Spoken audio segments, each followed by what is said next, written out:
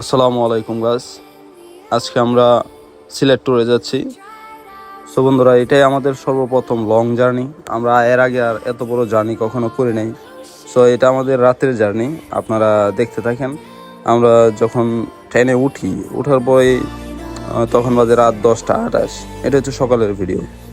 এখন দেখতেছেন আমরা রাতের ট্রেনে। সো আমরা এখানে সবাই বড় ভাই বন্ধু বান্ধব। সো দেখেন, এখানে কেউ বুঝতেই পারবে না কোনটা বড় ভাই কোনটা বন্ধু বান্ধব। দেখেন ওর সাথে কতটুকু ফাইজলামি করি। ও ঘুমাইতেছে, ওরে ঘুমাইতে আমরা দিব না।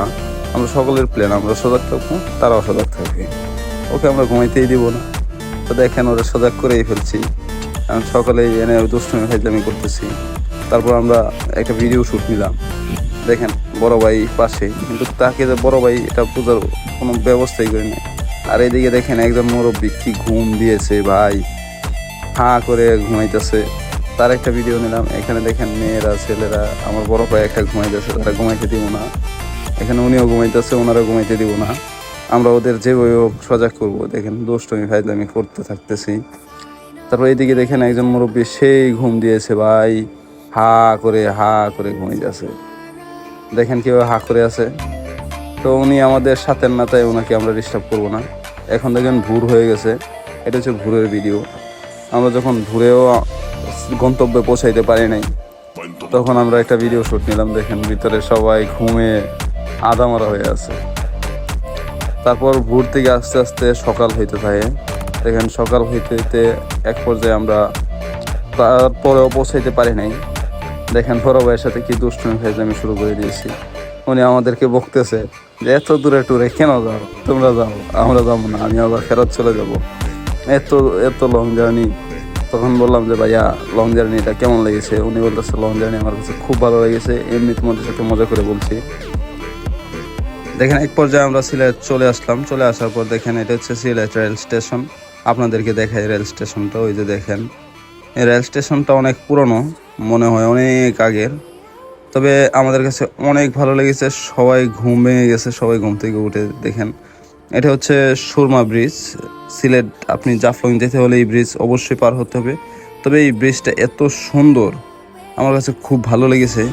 আপনারা যদি কখনো যান দেখতে পারবেন এই ব্রিজটা এত সুন্দর। এখন দেখতেছেন এত মানুষ, কিন্তু যখন আর 1 ঘন্টা 2 ঘন্টা পর দেখবেন এখানে বাজার বসছে। এটা হচ্ছে সুরমা ব্রিজের উপরের অংশটুকু, আমরা নিচের অংশটুকু দেখালাম। এটা হচ্ছে সুরমা ব্রিজের সাইডের অংশটুকু। দেখেন সাইডটা কত সুন্দর। দেখেন এটা হচ্ছে সকালের প্রাকৃতিক ভিউ। আমরা প্রাকৃতিক ভিউ দেখতে দেখতে হাঁটতে হাঁটতে সুরমা ব্রিজটা পার হইতেছি। এদিকে দেখেন সুরমা ব্রিজের অপোজিট সাইডে ওই যে শহরগুলো দেখা যাচ্ছে, অনেক সুন্দর। মসজিদ, এদিকে মসজিদ, ওই পারে আছে মনে করেন যে মন্দির। ওই মন্দিরগুলো দেখাই নেই। তবে এটা হচ্ছে সার্কিট হাউস, সিলেটের সার্কিট হাউস।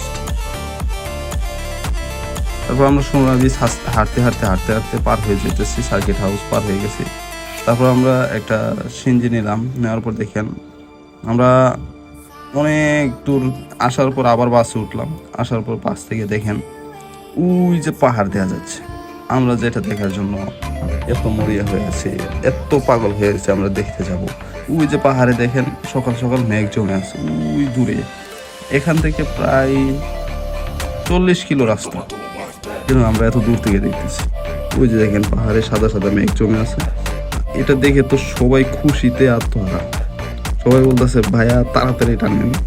এই বাসওয়ালা বলতেছে যে ভাইয়া এটা বাস, এটা উড়োজাহাজ না।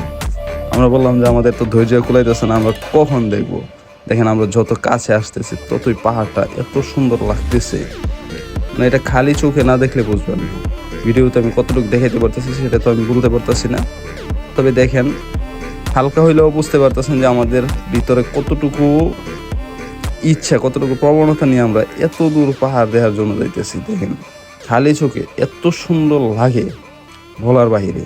আমার লাইফে আমি আজকেই প্রথম এই নিজের চোখে পাহাড় দেখতেছি। বিশ্বাস করেন ভাই, আমি এমনভাবে পাহাড় আর কখনো দেখি নাই। ওই যে দূর থেকে দেখা যাচ্ছে পাহাড়, মানে এমন দৃশ্য আমার লাইফে আমি আর কখনো দেখি নাই।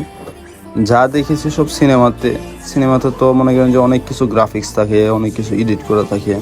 তো বিশ্বাস করেন ভাই, আমি লাইফে এমনভাবে আকর্ষণভাবে আমি কখনোই পাহাড় দেখি নাই।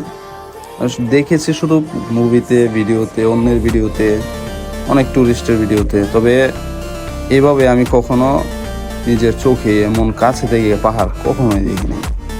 দেখেন ভাই, এই যে পাহাড়গুলা দূর থেকে মনে হইতেছে কোথাও মেঘ জমে আছে, আসলে ঝুম করলে দেখা যায় এটা পাহাড়। কালো গিটগিটে অন্ধকার দেখা যাচ্ছে, তবে এটা পাহাড়।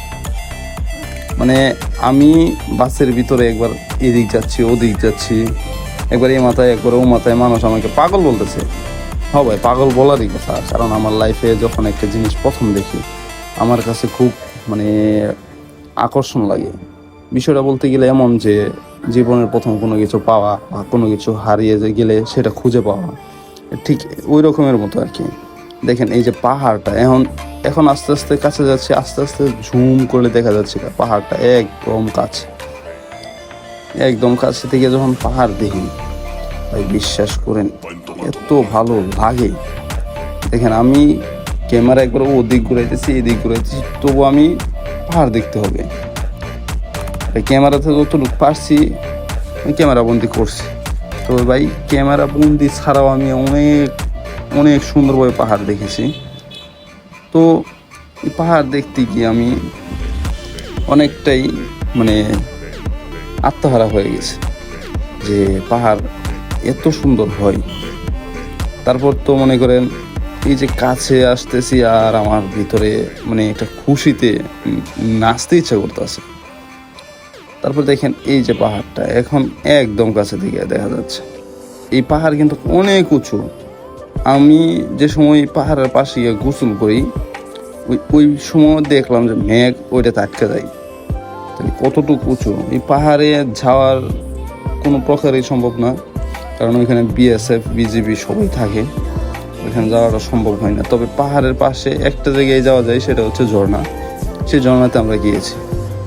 তবে দেখেন এই যে পাহাড় ভাই, ঝুম করাতে দেখা যাচ্ছে কাছে, কিন্তু এখনো আরো 7 কিলো প্লাস আছে এই পাহাড় ভাই। এই যে আসতেছি সকাল 6টা থেকে শুরু করছি, একবারে 10টা পর্যন্ত শুধু এই পাহাড়ের কাছে যাইতে লাগছে। এই 3 ঘন্টা শুধু বাস থেকে শুধু দেখছি পাহাড় ভাই। 3টা ঘন্টা তো ওয়েট করলাম এই পাহাড় দেখার জন্য। কি বলবো ভাই, এত ভালো লাগছে। হ্যাঁ, ওই যে পাহাড়ের ভাই সাদা দেখা যাচ্ছে, এটা হচ্ছে ঝর্ণা। এই ঝর্ণা এই দূর থেকে, কত দূর থেকে দেখতেছি, কিন্তু খালি চোখে আরো অনেক কাছে দেখা যায়। ক্যামেরাতে যতটুকু দূরে দেখা যায় ততটুকু দূরে। তো বন্ধুরা, পাহাড় আজকে আমি আপনাদেরকে আকর্ষণের জন্য এতটুকু দেখাইলাম। পরবর্তী আকর্ষণে পাহাড় যে কতটুকু কাছে দেখেছি এবং কতটুকু সুন্দর আমি আপনাদেরকে অবশ্যই দেখাবো। পরবর্তী ভিডিওর জন্য আপনারা অবশ্যই আশায় থাকবেন। ধন্যবাদ।